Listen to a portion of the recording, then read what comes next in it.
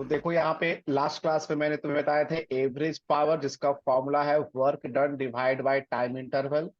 And second one is instantaneous power, जो किसी एक पर्टिकुलर टाइम पे डिफाइन होता है, जिसका फॉर्मूला है dw/dt। या फिर दूसरा फॉर्मूला है फोर्स एंड वेलोसिटी के टर्म्स में F.v, और एंगल गिवन हो तो FV cos थीटा। फिर हमने इसके कुछ बेसिक प्रॉब्लम किए थे कि किस तरह से average power and instantaneous power find करते हैं। अब इसके कुछ और भी उसके कुछ और भी क्वेश्चन करेंगे। लिखोगे नेक्स्ट क्वेश्चन।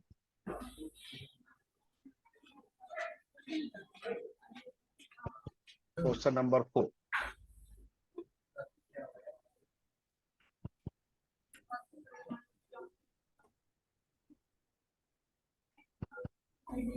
एक पार्टिकल है जो कि स्ट्रेट लाइन में मूव कर रहा है। For a particle moving in a straight line, for a particle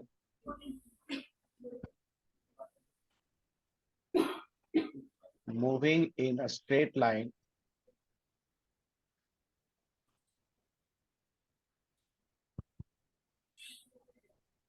जो वेलोसिटी है वो प्रोपोर्शनल है डिस्प्लेसमेंट के क्यूबिक रूट के।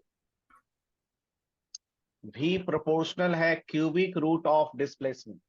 ठीक है। तुम्हें प्रूव करना है कि power is constant. Prove that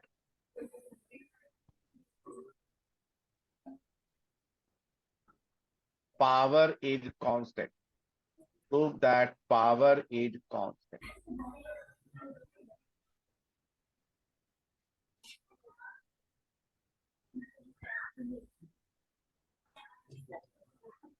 question समझ में आया? एक पार्टिकल स्ट्रेट लाइन में मूव कर रहा है और जो वेलोसिटी है वो प्रोपोर्शनल है क्यूबिक रूट ऑफ डिस्प्लेसमेंट के। तो हमें प्रूव करना है कि पावर जो है वो कांस्टेंट हो। क्वेश्चन समझ में आ गया? देखो कैसे प्रूव करेंगे। थोड़ा डिफिकल्ट क्वेश्चन है लेकिन बहुत इंपॉर्टेंट क्वेश्चन है, हर बुक में मिलेगा। क्वेश्चन क्या है हमारा? गिवन क्या है कि v is proportional to cubic root of displacement. तो प्रोपोर्शनलिटी हटाते हैं तो क्या होता है? कांस्टेंट। हो जाएगा k इंटू एस पे पावर 1/c। ठीक है। अब हमें प्रूव करना है कि पावर जो है वो कांस्टेंट है। कैसे प्रूव करेंगे? देखो, पावर का फॉर्मूला फोर्स और वेलोसिटी के टर्म्स में है एफ बी कॉस थीटा है। ये फोर्स का फॉर्मूला मास इनटू एक्सेलरेशन होता है, और यहां पे स्ट्रेट लाइन में मूव कर रहा है तो वेलोसिटी और फोर्स का डायरेक्शन सेम होगा, तो cos 0 डिग्री।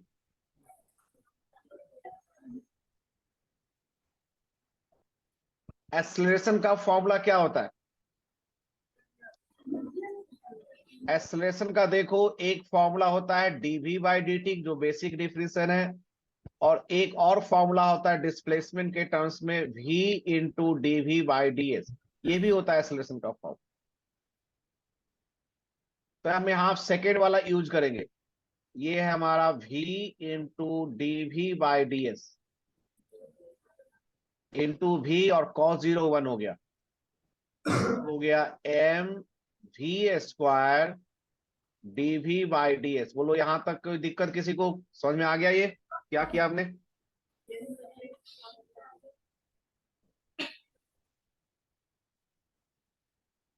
अब हमने v का जो वैल्यू हमारे पास है उसे पुट कर देंगे। तो देखो v का वैल्यू क्या है हमारे पास? k इंटू एस पे पावर 1/3। तो ये हम पुट कर देंगे। तो m v का वैल्यू हमने पुट कर दिया k इंटू एस पे पावर 1/3 पे पावर 2, और यहां पे फिर से v का वैल्यू पुट कर देंगे k इंटू एस पे पावर 1/3। ठीक है ये। अब यहां पे इसे स्क्वायर करो जरा। पहले m इसका स्क्वायर करो तो ये हो जाएगा k², और s पे पावर हो जाएगा 2/3 इंटू k कांस्टेंट है, और s⁻⁴ का डिफरेंशिएशन क्या होगा? बताओ कौन बताएगा। एस रेस टू 1/3 है तो डिफरेंशिएशन में क्या करेंगे? डिफरेंशिएशन में सबसे पहले पावर लिखते हैं और 1 सब्ट्रैक्ट कर लेते हैं। 1 सब्ट्रैक्ट करोगे तो ये -2/3 होगा, मैं डायरेक्ट लिख रहा हूं। पावर में 1 सब्ट्रैक्ट कर लेंगे तो -2/3 हो जाएगा। ठीक है ये। अब इसके बाद देखो हमारा ये ऑलमोस्ट बन गया। ये हो गया 1/3 m k पे पावर 3। और देखो s दो जगह है, s पे पावर 2/3, s पे पावर -2/3। तो बेस सेम हो तो पावर ऐड हो जाएगा। ये हो जाएगा 2/3, ये हो गया -2/3, तो ये 0 हो गया।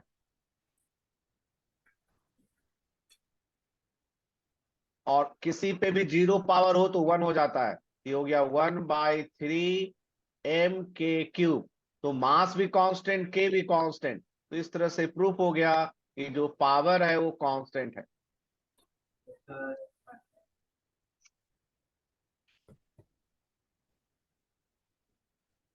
ठीक है, क्लियर।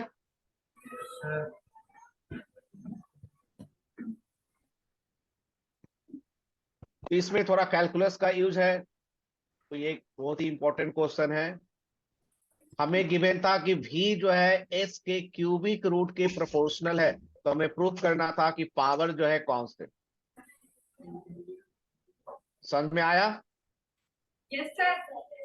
अब इसी प्रॉब्लम को हम अपोजिट करेंगे, मतलब कि पावर कांस्टेंट है और तुम्हें फाइंड करना है कि वेलोसिटी और डिस्प्लेसमेंट में क्या रिलेशन है। मतलब तुम्हें प्रूफ करना है कि v प्रोपोर्शनल टू s पे पावर 1/3 आ जाएगा। इसमें गिवन होगा कि पावर कांस्टेंट है, तुम्हें फाइंड करना है। Next question, problem number 4।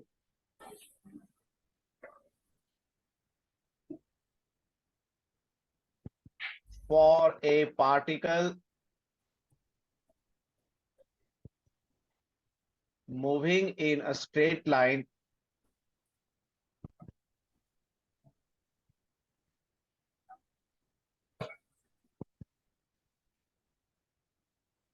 power is constant.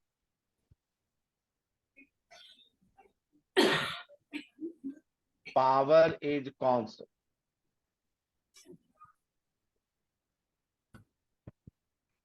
Prove that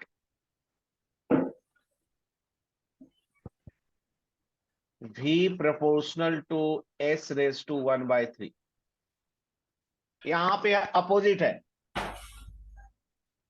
यहां पे पिछले प्रॉब्लम में ये गिवन था कि v प्रोपोर्शनल है s रेस टू 1/3 के, और हमें प्रूव करना था कि पावर कांस्टेंट है। यहां पे अपोजिट करना है। यहां पे गिवन है कि पावर कांस्टेंट है, हमें प्रूव करना है कि v प्रोपोर्शनल है s रेस टू 1/3 के।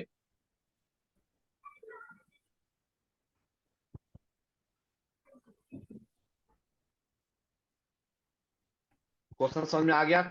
Yes sir. तो देखो कैसे बनाएंगे।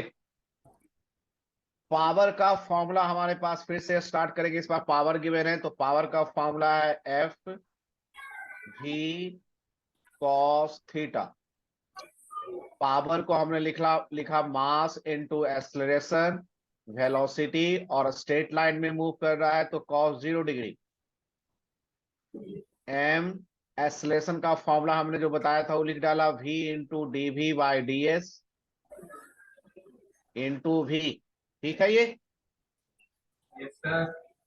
अब देखो यहाँ पे क्या, इसको हम v square d v equal to p by m d S लिख सकते हैं।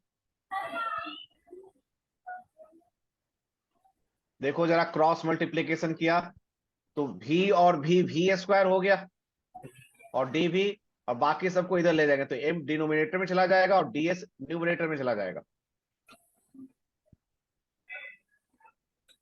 बोलो ये लाइन समझ में आ गया ना? Fourth line, v square d v equal to p by m d s. क्या किया हमने? बोलो यस और नो। Yes sir. अब इसको हम इंटीग्रेट कर देंगे, इसे हम इंटीग्रेट कर देंगे तो v स्क्वायर डी वी, तो v पे पावर 2 है तो इंटीग्रेशन में पावर में 1 ऐड हो जाता है, ये बन जाएगा v पे power 3 divide by 3। p by m constant है और ds का इंटीग्रेशन क्या हो जाएगा, s। ये हो जाएगा v cube equal to 3p by m into s. अब यहां पे देखो पावर भी कांस्टेंट और m भी कांस्टेंट, तो v क्यूब प्रोपोर्शनल हो गया s के, तो v किसके प्रोपोर्शनल हो गया, s पे पावर 1 बाई।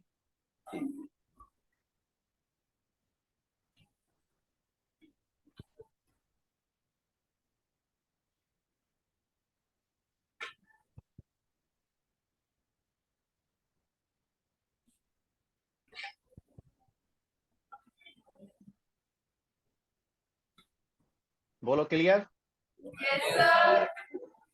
तो हमने एक ही तरह का प्रॉब्लम किया दो तरीके से। एक प्रॉब्लम में गिवन था कि v प्रोपोर्शनल है क्यूबिक रूट ऑफ डिस्प्लेसमेंट के, तो प्रूव करना था कि पावर कांस्टेंट है, तो इसमें डिफरेंशिएशन का यूज होगा।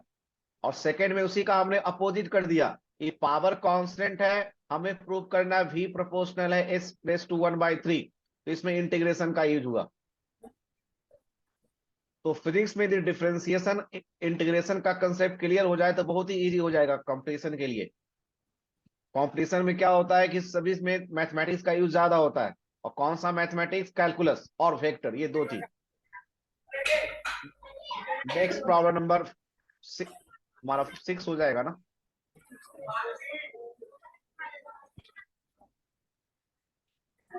नेक्स्ट प्रॉब्लम लिखो, ए motor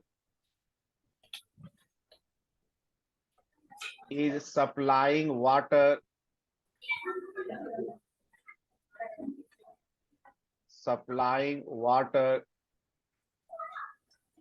of density rho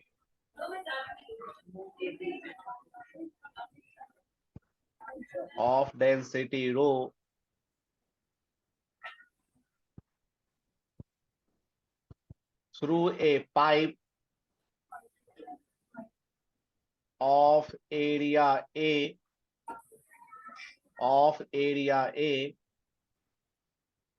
with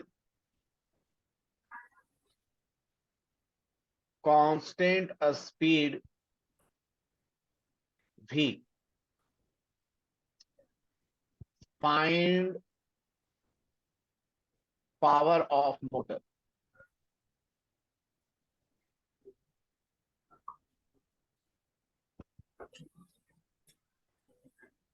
Find power of motor.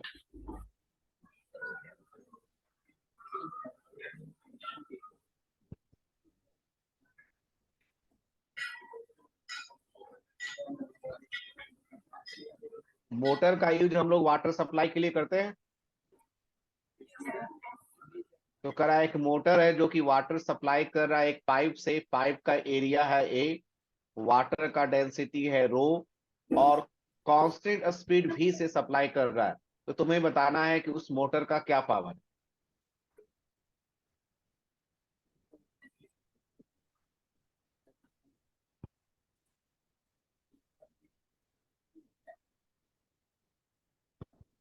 Solution देखो कैसे बनाएंगे।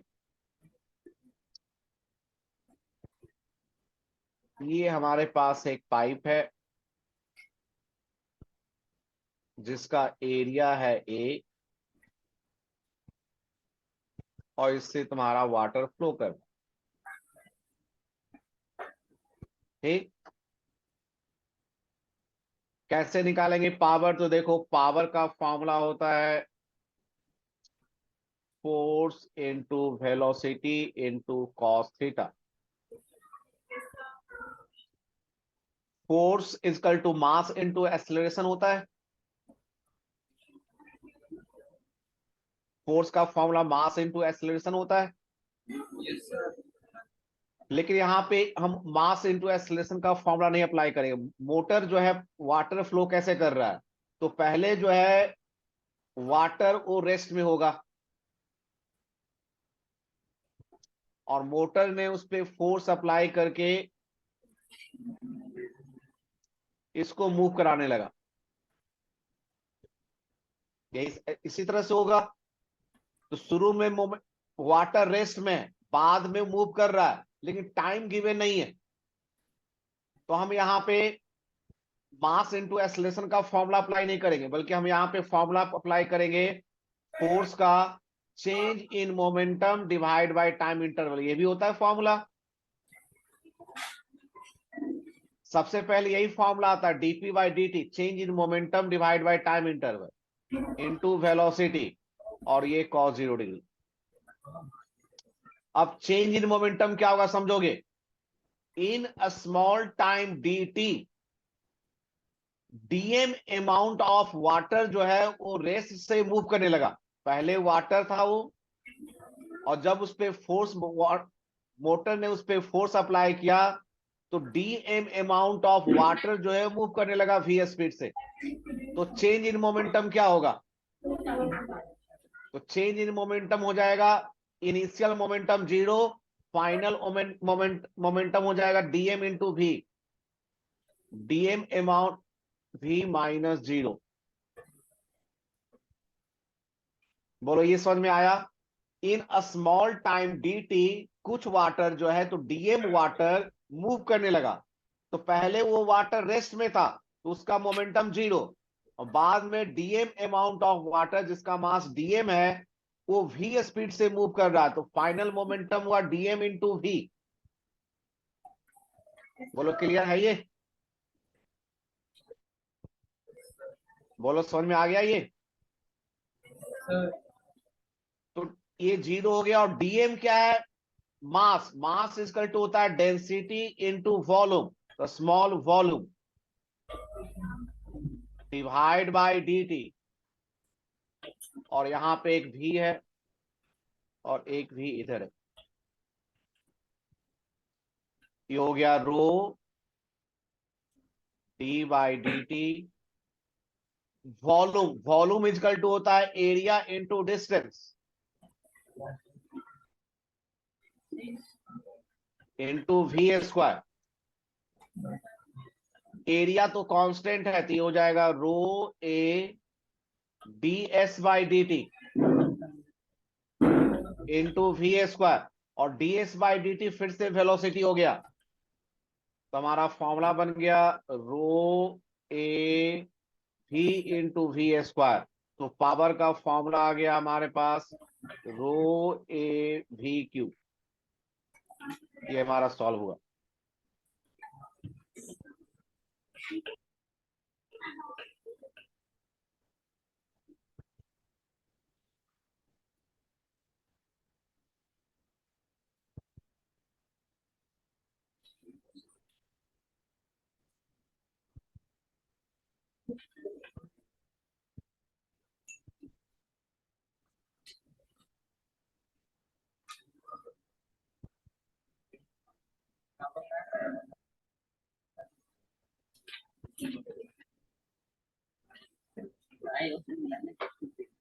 समझ में आ गया? अब देखो इस क्वेश्चन का यूज कंपटीशन में, एमसीक्यू क्वेश्चन में कैसे आएगा क्वेश्चन, समझो। यहाँ पे क्वेश्चन क्या होगा, इधर देखो। क्वेश्चन तुम्हारा क्या होगा कि एक मोटर पंप है जिससे कि वाटर फ्लो कर रहा है 10 मीटर पर सेकेंड से, और मोटर का पावर जो है वो है 400 वॉट। ठीक है। हम चाहते हैं कि वाटर जो है वो 20 मीटर पर सेकेंड से फ्लो करे। तो बताओ पावर का वैल्यू क्या होगा? यदि जो इस एक्सप्रेशन को नहीं जानता है क्या करेगा? वो कहेगा कि स्पीड को डबल करना है तो पावर को डबल कर दो। लेकिन हमारा फॉर्मूला क्या बोल रहा है यहाँ पे देखो, देखो हमारा फॉर्मूला क्या कर रहा है कि जो पावर है वो स्पीड के प्रोपोर्शनल नहीं है, स्पीड के क्यूब के प्रोपोर्शनल है। इसका मतलब क्या हुआ कि स्पीड को यदि हम डबल करेंगे, स्पीड को डबल करेंगे तो उस पर पावर 3 लगाओ, तो कितने टाइम्स हो जाएगा? 2 पे पावर 3 करेंगे तो कितना टाइम्स हो जाएगा? 8 हो जाएगा। तो पावर का वैल्यू हमारा 8 इंटू 400 हो जाएगा। इसका मतलब वो हो जाएगा 3200 वाट। तो यदि हम चाहते हैं कि जो पाइप है उससे जो वाटर फ्लो कर रहा है उसका स्पीड डबल कर दे, तो उसके लिए पावर जो है हमें 8 टाइम्स करना पड़ेगा। तो इस तरह से एमसीक्यू क्वेश्चन में इस एक्सप्रेशन का यूज होगा। Okay, clear? Yes, sir. एक और क्वेश्चन करा।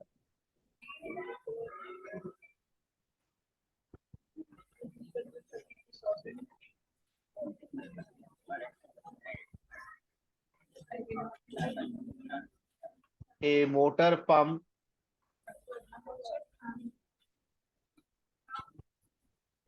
is used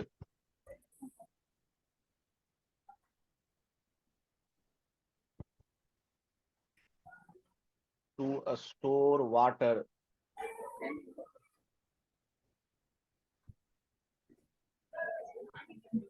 in a tank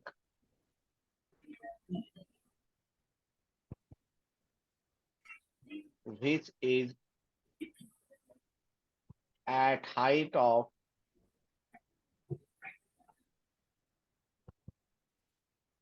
20 meter. If motor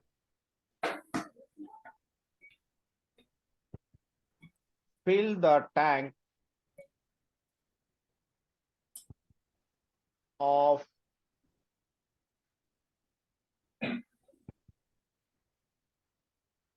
2000 liter in 20 minutes, find its power.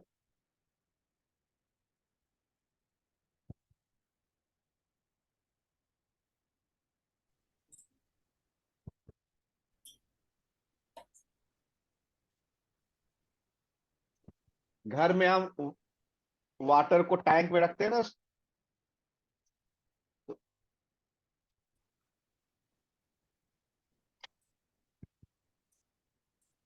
तो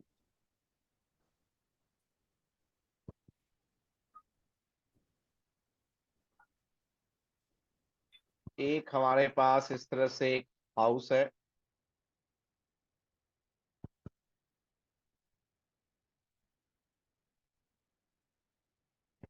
इसके छत पे एक टैंक है। हमें वाटर जो है वो नीचे से ऊपर ले जाना।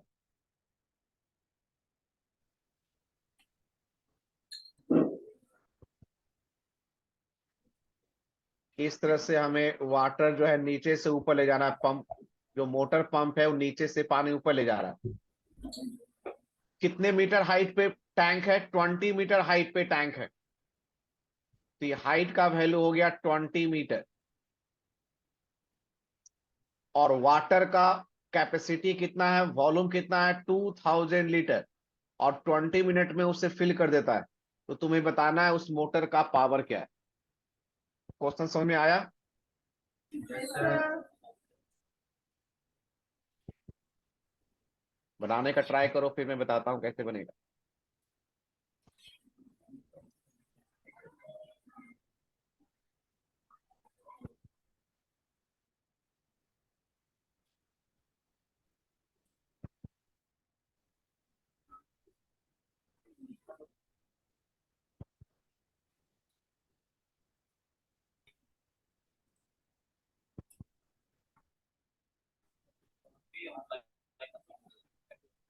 बनाओगे?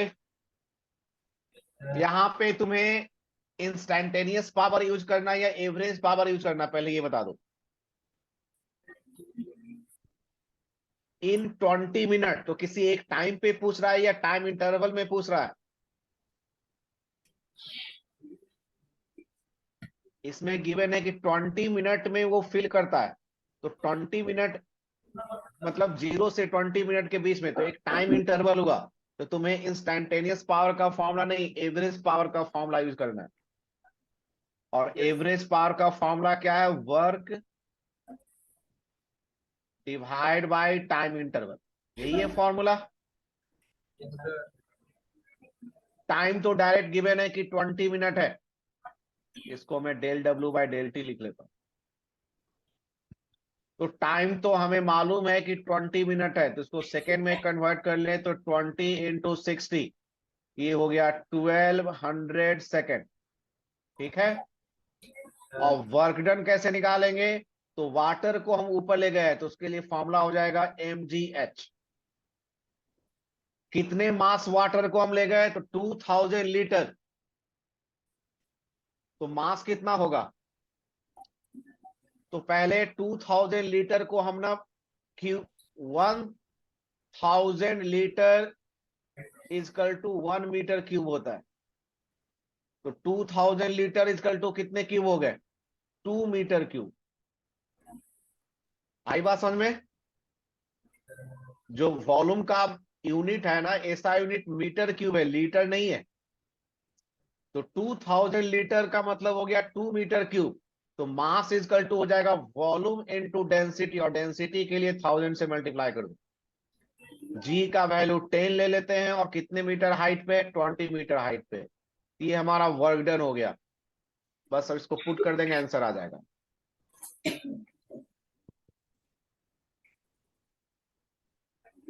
तो वर्क डन हो गया, हम पावर हो गया work done divide by time. ये हो गया 2 into 1000 into 10 into 20 divide by 1200, या उसको 20 इंटू 16 लिखो ज्यादा बेटा। अब इसको कट कर डालो।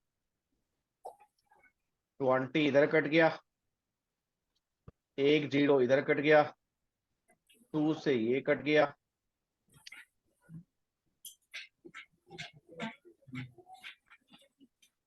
तुम्हारा आंसर आ गया 1000 डिवाइड बाय 3। इसका मतलब 333.31।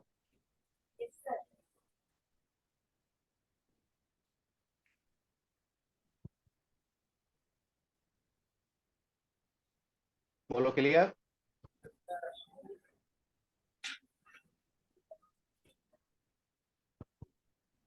तो ये आज मैंने पावर के कुछ अच्छे क्वेश्चन बताए।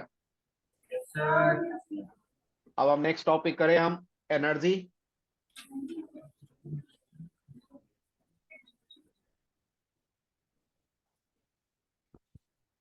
तो नेक्स्ट हम अब यहाँ पे स्टार्ट करेंगे एनर्जी। तो हमें जो पढ़ना है, एनर्जी के डिफरेंट फॉर्म होते हैं, light energy, heat energy, sound energy, chemical energy, nuclear energy, magnetic energy.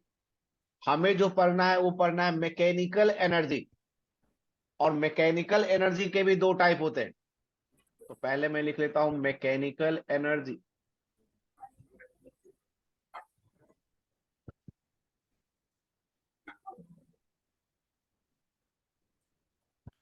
Mechanical energy का मतलब है कि वो कितना वर्क कर सकता है, और ये भी दो टाइप के होते हैं।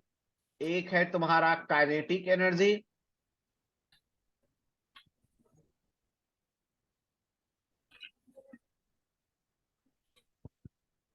दूसरा है तुम्हारा पोटेंशियल एनर्जी।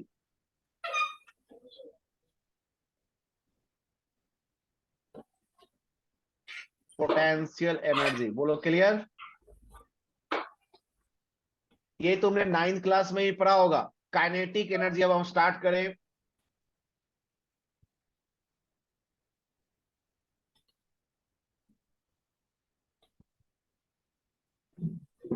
काइनेटिक एनर्जी, तो काइनेटिक का मतलब होता है मोशन। तो यह एनर्जी जो है डिपेंड करता है मोशन पे। मोशन का मतलब स्पीड पे। It depend on a speed of body.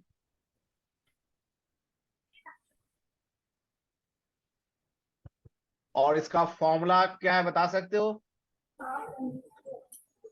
Half m v square, half in mass into speed का स्क्वायर।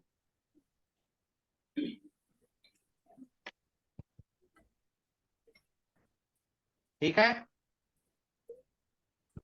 और इसका एक और फॉर्मूला हम यहां पे डिराइव करेंगे, देखो कैसे। मोमेंटम का फॉर्मूला क्या होता है? m इंटू भी होता है। तो यहां से v का वैल्यू क्या मिल जाएगा? स्पीड का फॉर्मूला मिल जाएगा p बाई m। इसे पुट कर दो तो काइनेटिक एनर्जी हो जाएगा हमारा हाफ m, और v की जगह रख दो p डिवाइड बाई m। तो ये हो गया हमारा half m p square by m square. एक m कट जाएगा तुम्हारा, एक m कट जाएगा। तो बताओ क्या एक्सप्रेशन आया final? p square by 2m, है ना?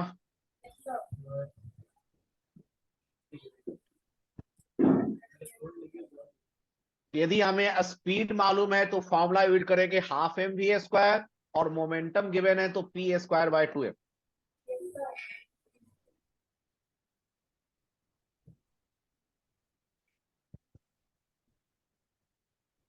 ठीक है, अब एक सिंपल सा एक प्रॉब्लम करें।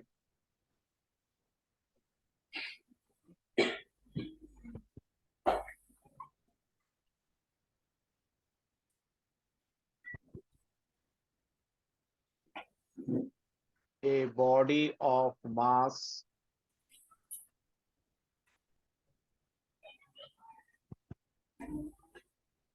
20 kg is moving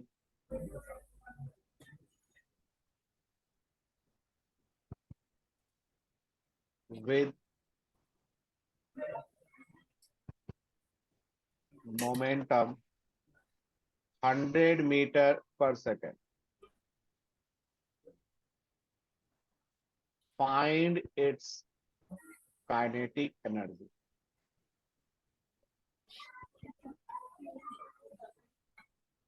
बताओ क्या आंसर आएगा?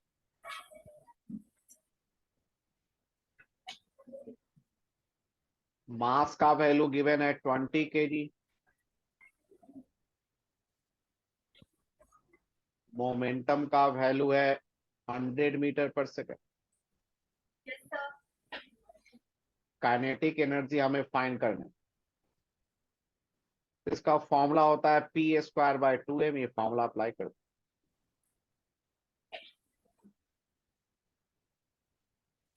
बताओ क्या आंसर आ गया?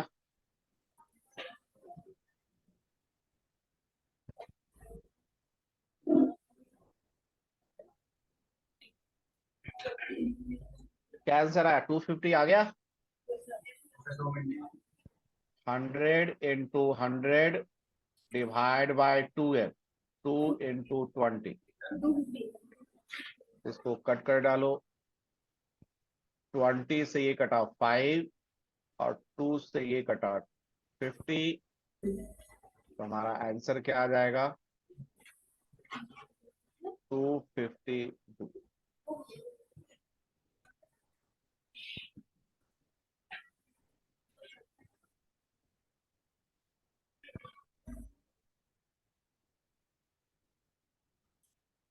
ठीक है, यस सर। अब next question, problem number 2। If a speed of a body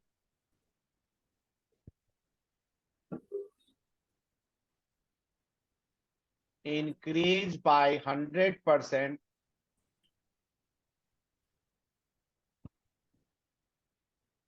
find percentage increase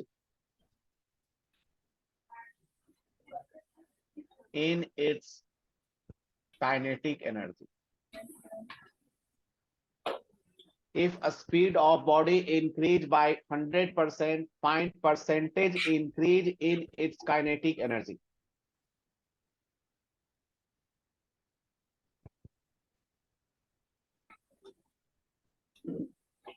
तुम लोगों ने 7th 8th क्लास में परसेंटेज का टॉपिक किया होगा मैथमेटिक्स में, इसका यूज होगा यहाँ पे।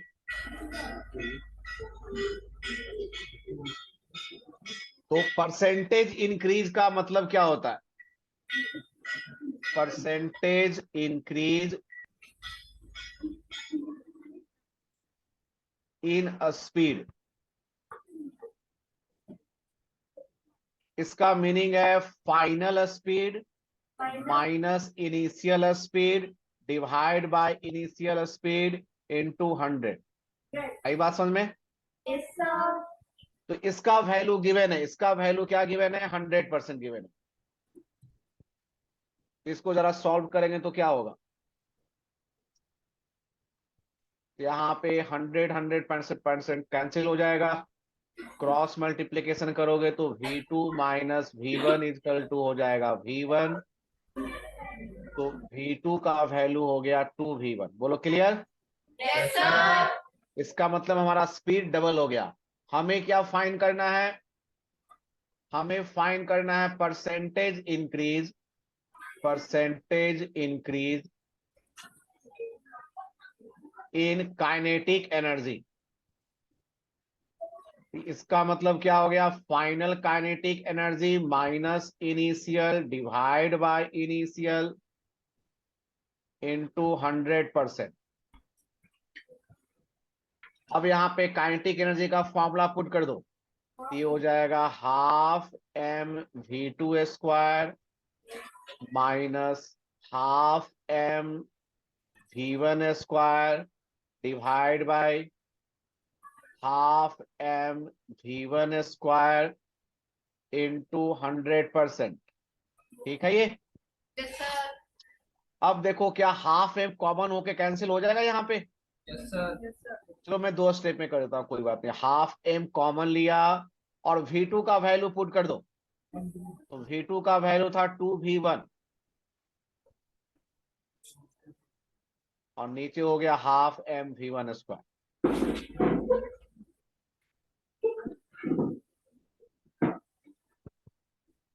अब हम हाफ एम को कैंसिल कर देते हैं, half m cancel.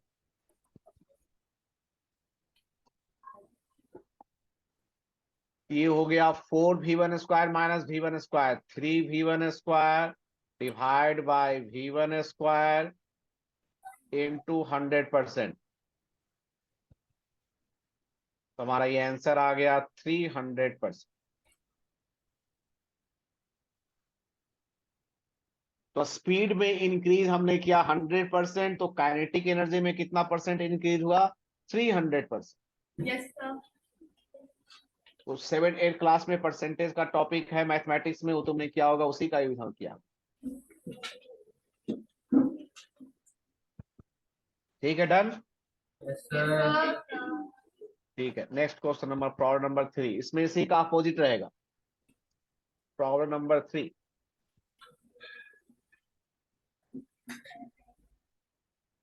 if kinetic energy of a body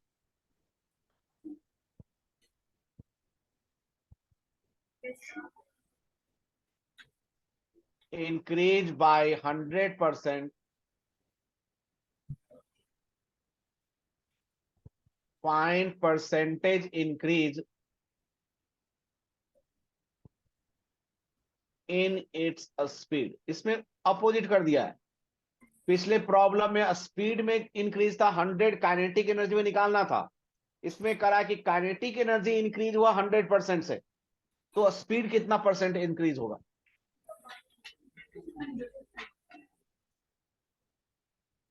तो कैसे करेंगे? हमें काइनेटिक एनर्जी में इंक्रीज गिवन है 100%।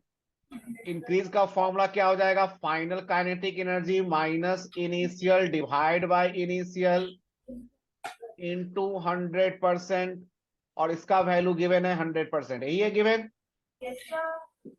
इसी को सॉल्व करेंगे तो ये कैंसिल हो गया।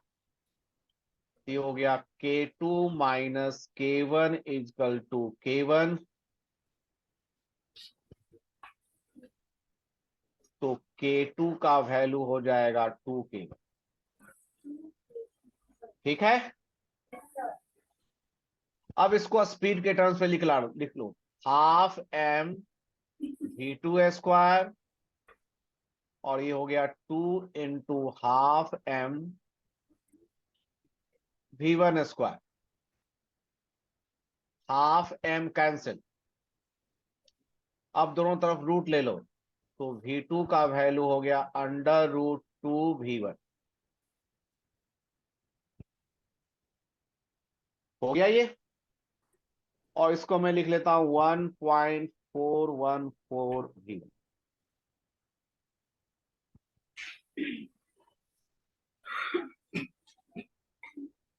ठीक है, डन। अब हम यहाँ पे हमें निकालना क्या है, परसेंटेज इंक्रीज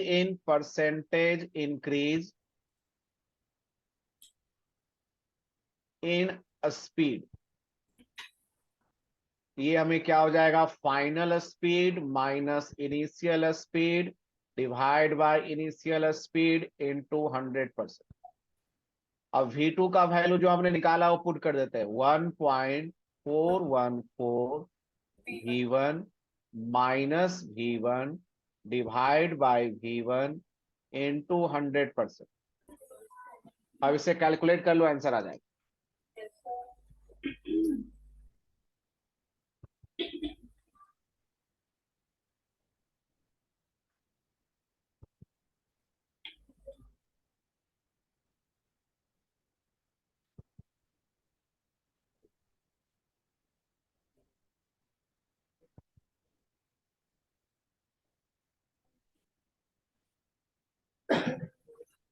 क्या आंसर आया बताओ।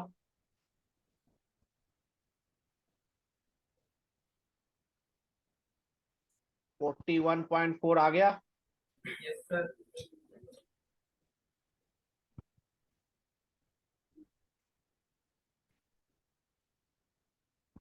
ठीक है, Yes, sir. ठीक है।